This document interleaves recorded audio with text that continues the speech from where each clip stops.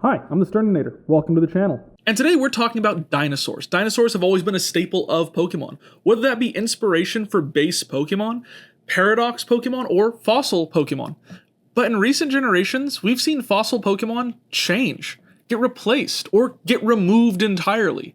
So I thought, I have some friends who are really interested in dinosaurs, know a lot about our prehistoric ancestors, so I went to a friend of mine named Quill. You may have seen them down in the comments talking about dinosaurs or me referencing them whenever talking about these prehistoric creatures. But I went to them and asked, what are the coolest dinosaurs, and what can we turn into Pokemon for today's video? And I was not disappointed. So for today, we're going to find out if life truly does find a way as we turn dinosaurs into Pokemon. Let's get started. I'm the Thesterninator, but my friends call me Thanks for coming to the channel, and without much further ado, let's go ahead and hop right into today's video. While I was exploring with Professor Darwin, going over his origin of the species of Pokemon, we came across these odd relics, these fossils or artifacts imbued with this strange power that we could feel emanating from them. I felt that I had to choose one, and so, let's go over what options we have. First up, if you happen to choose the Fang fossil, you'll be met with this little guy upon its revitalization, giving it new life. I wanted to go with a Pokemon that Quill had proposed to me, being the Carnotaurus. This Pokemon I most know from the Disney movie Dinosaur, and you most know from anything else because I don't believe anyone actually saw that movie.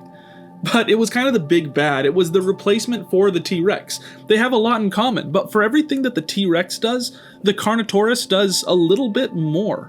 Rather than just having this big jaw of teeth, it actually has that plus horns. And rather than having those tiny little arms that a T-Rex has, it has even tinier little arms. Very vestigial, I might say. So I wanted something that felt off balance. I wanted it to feel like it was very top heavy, and it's a Pokemon that needs to grow into being able to handle its massive bite force, as well as that big spire on its back and those horns on its head. I wanted something that played with the shapes a little bit more, so I made those spikes and those horns hollow. I think that it's a fun design and fun element to throw into this concept because it gives it just a little bit more personality rather than just being a dinosaur. That ended up being the biggest struggle that I had with these designs, was as much as I tried to make them feel like Pokemon, they just ended up feeling like dinosaurs. And while I'm sure we're all aware that the original Pokemon designs were meant to mimic dinosaurs, it felt a little bit off. I'm hoping that it comes across and works in a way that makes it feel like a dinosaur, while still feeling fantastical in the ways that it needs to. This is Carnotot. Carnotot is a rock dark type, because I want to stick with that fossilization of them keeping that rock typing. For the shiny, I went with colors that'll become a lot more apparent as we get into the other fossils that have been found, but for now, he's just a little guy. Let me know down in the comments what you think this dex entry and abilities these Pokemon might have. But perhaps you picked up the Crest fossil. This fossil is very similar in shape and size, but rather than being sharp like the other, it's actually more smooth. This dinosaur Pokemon is actually based on the Parasaurolophus? Parasaurolophus? Thanks, Quill. This Pokemon is based on the Parasaurolophus, and it's known for having this big crest on its head. Very similar, if you've ever seen Land Before Time, to Ducky. Ducky is, I believe, actually referenced to this dinosaur, so it was fun. I got to make this big crest and continue to play with these fun, big shapes that allow it to have some personality. I wanted to keep it on 4 legs because I wanted it to have something a little bit different from our other fossil. Coming up with a cool dinosaur is one thing, but making them feel distinct and different is a whole separate thing. So I went in with that idea. How do I make these Pokemon feel drastically different? Well, while our Carnotot is very masculine, very edgy, very dark, very broody, I wanted this one to feel very tender, very soft, much more feminine. So I used the pinkish colors to really imbue it with that factor, and I actually really dig it. As much as I like those big over-the-top crazy angry Pokemon, I really like the softer shades that we use here. I used Chansey and Jigglypuff as reference for this, kind of using their color schemes to make it make some sense in that world, as well as give it some familiarity.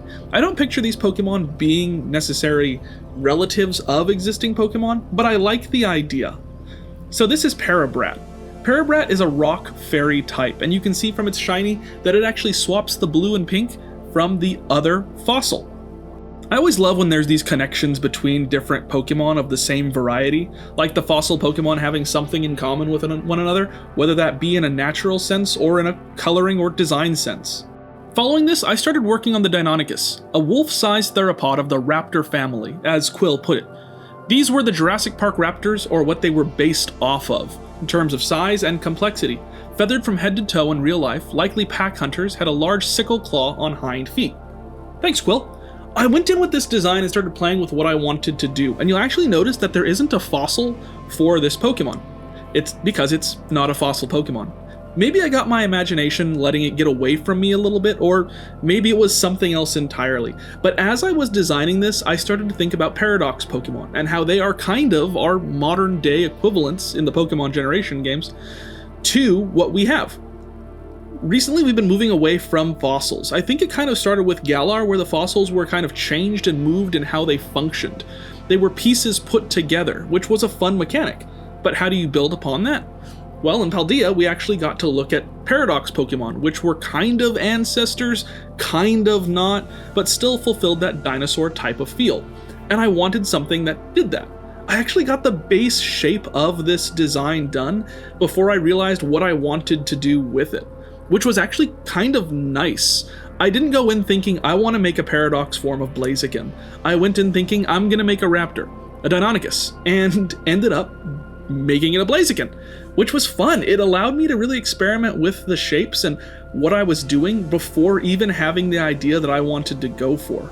I think playing with the organization of your layers and the steps that you use to create stuff is always fun, and it allows you to make some really exciting designs. That ended up being what happened here, and I must say, this is my second favorite dinosaur of this video. You'll see what we get to in a little bit, but for the moment, as we look at this guy, I really went back to Blaziken, looked at the color schemes used, and I've actually done a Paradox Pokemon video already, one where we turned future Paradox into past Paradox Pokemon, and another where we turned past Paradox Pokemon into future Paradox Pokemon. But this one seemed like a ton of fun, and it came from not having any ideas of what I wanted to do, just kind of playing around with the concepts. I thought about that raptor toe, that sickle claw, and how Blaziken is a kicking chicken. What if in its previous forms, in its Paradox lifestyle, it still had the same ability of having that kick, but not having so much power, and instead focusing on these weapons that it kept at the edge of each of its feet. I wanted to keep some of the shapes, which allowed me to make the head a little bit more dynamic by incorporating in that Blaziken type of hooded head feather thing. And giving it a tail just gave it this different flavor from what Blaziken already had. I feel like it's a really good balance between the Pokemon that already exists and something new. It hits a lot of the same ideas, a lot of the same concepts, but translates them in a different way. Take, for example, as I mentioned before, the feet. Big kicker with the power that it has in its legs. But now, it's not so much the power as much as it is these weapons. A very big and monumental Pokemon, now this pack hunter. I think it's a really cool idea, and I loved getting to play with it a lot. So this is Screeching Talon. I went with that subtle shiny that I love, and while I know that Deinonychus is actually smaller than what we see in the movies, I couldn't help myself. I had to make it big because Paradox Pokemon are big. And Blaziken's already really tall, so I had to find a way to hit this happy medium, and I'm pretty happy with Screeching Talon. But speaking of paradoxes and Pokemon from other worlds, don't forget that I'm currently running Multiversal Drift. It is a challenge that I'm doing to artists, writers, and storytellers out there. Think of a universe where something different happened from the mainline Pokemon anime or game universe. What would that look like? Create a Pokemon or a trainer or a story for that world. Make sure to upload it to any social media, that being X, Blue Sky, Instagram, or YouTube, or even on my own personal Discord, to hashtag SternMultiDrift. Remember, if you're on the Discord, I have a designated channel, but if you're posting this on social medias, use hashtag SternMultiDrift so that I can find that art and post it at the end of the month. I'll be making a video at the end of January to showcase some of my favorites. But getting back to reality, whoops, there goes gravity, we have to evolve these fossil Pokemon. It's a big thing with fossil Pokemon, many of them evolve. There are a few who don't, specifically the ones in Galar who don't because they're terrible abominations and mockeries of God. But another Pokemon is Aerodactyl. So I wanted to make something that evolves. We'll get to my Aerodactyl type of stuff in just a moment. I know I keep teasing what that is, but it's truly just because it is my favorite design of the video. But first, we have to evolve our Carnotaut into something devastating. I talked before about how I like that off-balance type of feel, so this Pokemon, being evolved, has to have further balance. I created these giant tree trunk-like legs so that it could stand and roar and move about a little bit more freely and balance that big head. He's also a little bit of a chonker so that he can further lay out his weight across his body with that big swinging tail. I absolutely love this design. I think it's a ton of fun, and I think that it tells so much of a story in just the concepts here. I think that that's something we as artists need to make sure to do. We look at a piece and remember, what's the story? What's the universe that this goes to? How does this work outside of just being a two-dimensional drawing? And I wanted to do that here. I got this roaring pose and I wanted it to feel intimidating in so many ways. I always love the idea in the anime of Gyarados or Beware, you know, that Pokemon that the characters run into and it's a problem, not so much one to catch as much as it is one to get away from. And I very much feel like this fits that energy. You may think it looks an awful lot like Tyrantrum, and that's kind of the point. I wanted the layout to feel very similar, because if I've learned anything from Jurassic Park, it's that most dinosaurs will stop what they're doing to fight another dinosaur. Very challenge-oriented. So I wanted to have that feel. I wanted it to feel like this thing could go toe-to-toe in some ways with Tyrantrum. Every time that we get a new Jurassic Park or Jurassic World movie, they have to introduce some sort of new big bad monster, but I like that lately they've been returning to the T-Rex continuing to be the king of these creatures. It's biggest, it's baddest, I'm wrong, it's not biggest, but I love the idea of that, of these challenging creatures. What would the Pokemon world have looked like in these ancient times as these Pokemon are fighting for territory? So I wanted it to feel that way. Almost like a villain to Tyrantrum. Like if Tyrantrum is based on a regal king, this is the brother who comes and wants to steal the crown because they feel they deserve it more. Did anyone watch Mufasa? I think about that. Did anyone watch that movie? Let me know down in the comments what you thought. I'm still on the fence about going to see it. But with that in mind, I thought of this character. The not king who thinks that they deserve to be king. So I gave it this darker color scheme with these vibrant blues, more to offset itself so that next to a dinosaur like Tyrantrum, it stands out. It feels very villainous. It feels very dark, and it feels very adversarial. So yeah, I loved playing with it and getting those blues and getting those teal colors just to give it a little bit more balance, not just to the structure, but to the overall design. And I dig it. I don't often use these gradient color schemes because I feel like Pokemon doesn't tend to use those quite as often. But whenever I do, I feel like it makes it look so cool, and it makes it feel like it has such a personality of its own. So this is Carnotaur, a rock dark type. You can see the shiny still reflects back to the counterpart of it in the fossil world. Pretty big, but not quite as big as Tyrantrum. I wanted it to still feel like it's not quite up to par, but it's willing to put in its best to try and take over that throne. But if Carnotaut gets to evolve, so too does Parabrat. Parabrat was a little bit more difficult. How do you make something that's so very simply, a very simple design, big crest on head, into something more fantastical? So I decided, what if we loop that crest around and it becomes that big open side there? Something that most animals don't have is a big vent system running through them. But given that most people don't actually know what Stegosaurus's fins were for, I thought it makes sense. It almost feels like when they shrink wrap those skeletons that they find and just kind of throw skin on top of them without adding fat or muscle, I feel like this is one that they would definitely look at and say, oh yeah, and it has this big open area between its head. So when putting together these fossils and revitalizing them and reviving them, I feel like that would be something that could happen there.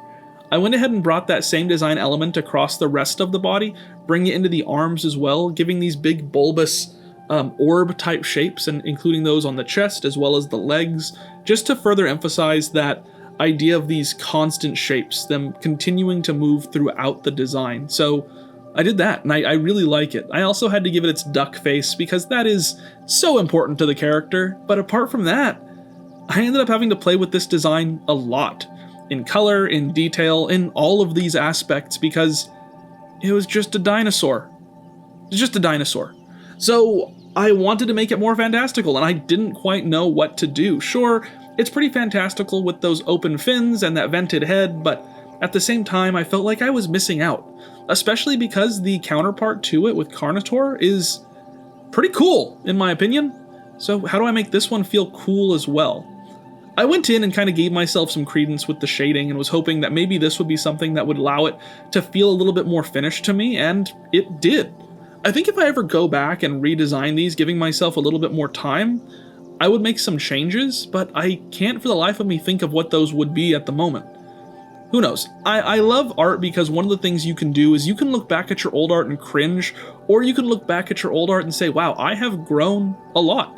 Maybe this will be one of those designs that I look back at and say, wow, I've grown a lot. Maybe after I do 3 or 4 or 5 or 8 and 9 more dinosaur videos, then I can look back and say, I might want to retouch up on this one.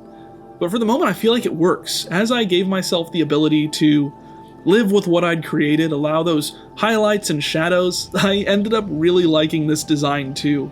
And while it's not one of my absolute favorites from this, maybe it's yours. I'm constantly surprised at how you guys find stuff that maybe I didn't feel was 100% and say, no, that is my favorite. And it helps it grow on me, helps me feel like you guys are here. So this is Paraslay. If one is a brat, then it must evolve to slay, queen. So it is a rock fairy type, and the shiny once again brings in those blues. I really like it. I love the movement. I love the shapes. And like I said, it really grew on me. But I'm curious, which are your favorites across the board on all these? But before we get to that, we have to get to our final dinosaur, our final fossil.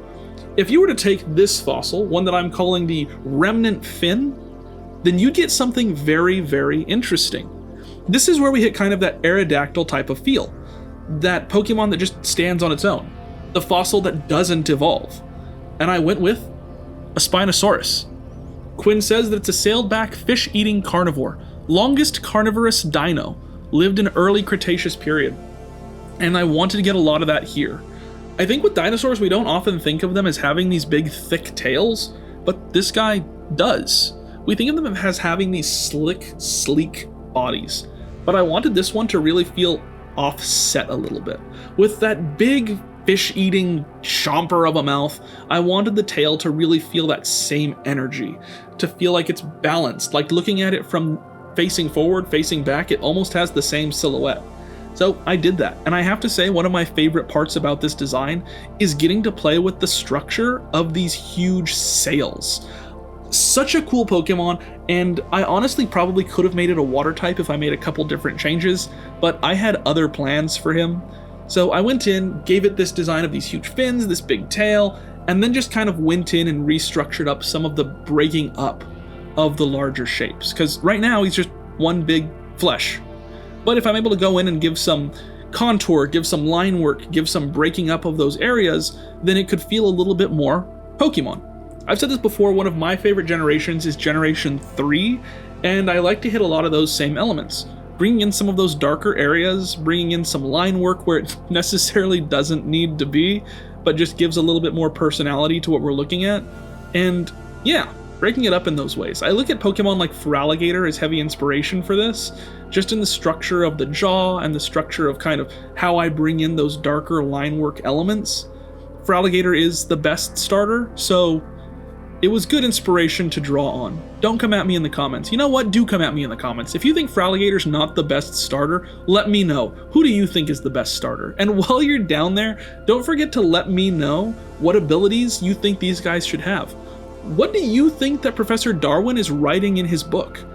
What are the dex entries for these guys? I'm very curious, especially given that these are fossils brought back to life. It kind of makes more sense for him to have some extra notes. While the Spinosaurus' color isn't exactly known, I went with an image that I found of it being almost purple with these orange spots. And I thought that's such a cool color scheme. Such an interesting way to lay out this creature. Dinosaurs, we don't know necessarily what color they may or may not have been, and most of them had feathers. So a lot of what we currently understand when we think of T-Rex or Raptor is incorrect. But Spinosaurus, I feel is one of those iconic dinosaurs. In Jurassic Park, it was the main antagonist of Jurassic Park 2, and I remember feeling genuine terror upon seeing it. As a kid, it was an unfamiliar dinosaur, and that was scary. So this is Verdraco. Verdraco is the rock dragon type, and look at that thing. Look at that shiny. I know I'm tooting my own horn, but I dig this design, my absolute favorite from this video. Super powerful, super fun layout, and really fun shapes and designs that I'm proud to say I brought in here. But that's not what the question is. The question is, which of these fossils would you choose? Which would you pick if you only had the option of taking one? Which of the dinosaurs that you saw today would you add to your team? We've got a lot of options, so let me know down in the comments which you prefer. And if you want more, you can check me out over at Patreon, Ko-fi, or our Discord down below. A lot of these designs from today's video are actually going to be put up on sale over at Ko-fi later in the month. At the end of every month, I drop all the designs that I don't need to keep for any of my personal projects and throw them over there. But with all that said, it sounds like you know where to find me, and I'll catch you in the next one. Don't forget to drop down below, like, comment, subscribe, do all that stuff that makes me and YouTube happy. And before we go, I want to give a shout out to all the supporters who help make these videos possible. Specifically, a big McThankies from McSpankies to Sear and Sprague, Daniel, Kaylin Cat, Soren Frost, Sticks TV, Teacup Cryptid, Dan Bush, Tony F, and Ko-fi supporter throughout the various platforms that you saw just earlier, Ko-fi and Patreon.